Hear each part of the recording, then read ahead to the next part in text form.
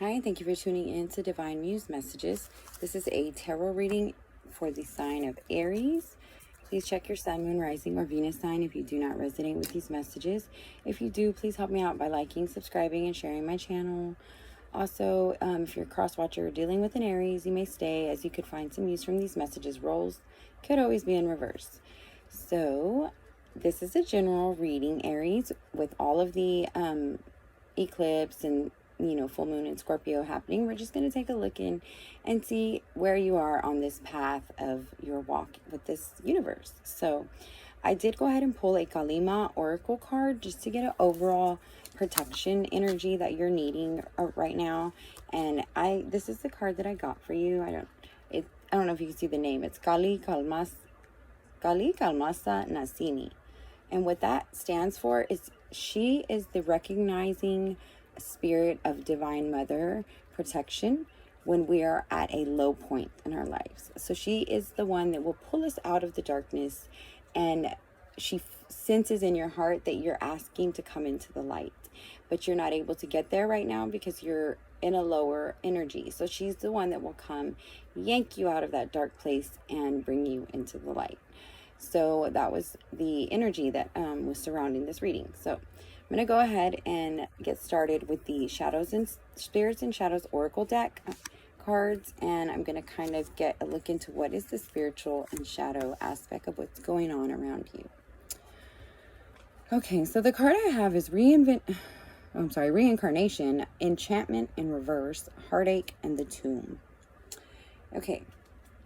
Well, what's that letting me know, Aries, is that there's been a heartache that you've been dealing with, and you're not dealing with it. You may think that you are, but you're not. You've been kind of keeping yourself distracted, trying to find things to keep yourself busy or other ways to distract yourself from this heartache. So that typically when we're heartbroken and we're trying to find ways to take our mind off of it, I don't know about you, but for me, it's usually I'm going to go have a drink, or I'm going to go out. I'm going to try to get my mind off of it. But we tend to do that, and then we fall into the same patterns. Next thing you know, we wake up, it's the morning, and we're like, what have I done? Not necessarily like that, but for some of us it is. So just be careful with what you're doing right now so that you don't do anything that could put you at risk of any type of more heartache or anything else that could add to this time. You need to overcome this heartache. And so the tomb is the place where you can do that. I know the tomb sounds like, oh no, it's a coffin. No, the tomb is isolation. The tomb is needing to self-isolate yourself so that you can deal with you. You are the most important asset, and you are the most important downfall that is going to be taking a big part of your life. So you are your mind and ability to handle and heal past heartaches is what is going to define whether you are detrimental to yourself or whether you are actually taking charge over you and taking responsibility and accepting that things happen and now not allowing that to define you. There is another energy of the enchantment in reverse around you. So what that talks about is some type of spell work that was done or used to obtain some type of power over somebody. I don't know if this was you necessarily, or if this may be the heartache and why you're struggling to come out of it because it was done through spell work. But with it in reverse, it's letting me know that you are going to be coming out of it, but you need to do a little bit of that self-work. What led you to allowing yourself to believe that you deserved any lesser than what you felt you're worthy of? If you feel like you are worthy of somebody being honest and embracing your wonderful traits, and also trying to find somebody that can understand you, because Aries can be a little bit difficult to understand. Y'all are so passionate and loving, and I mean passionate and loving, but for some people that can be taken as aggressive or overbearing, a little bit possessive. It's just that you protect what you love, and a lot of people don't understand that about your sign.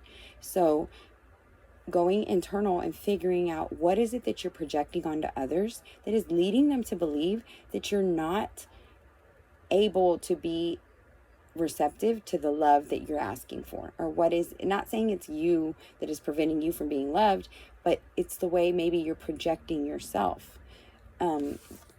your sign does have a big heart, but a lot of the times they don't know how to express their emotions, so they kind of internalize them, and then when they do, they're like, I fucking love you. Sorry for that example, but that's the best I could give. They'll explode and be like, oh my God, before you get to that point, try to bring it down a little bit, and take some time to meditate and let yourself just fully embrace the beauty of yourself. And then maybe cleanse your mind, and then try to figure out if you're ready to deal with this heartache.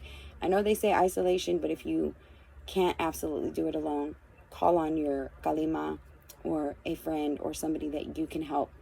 They can help you get through this time or this heartache, because it's been taking a while now for you to get over it, and it's something that has definitely kind of been causing a spell-like enchantment. So it's kind of like obsessive compulsive thoughts, not allowing you to move past it.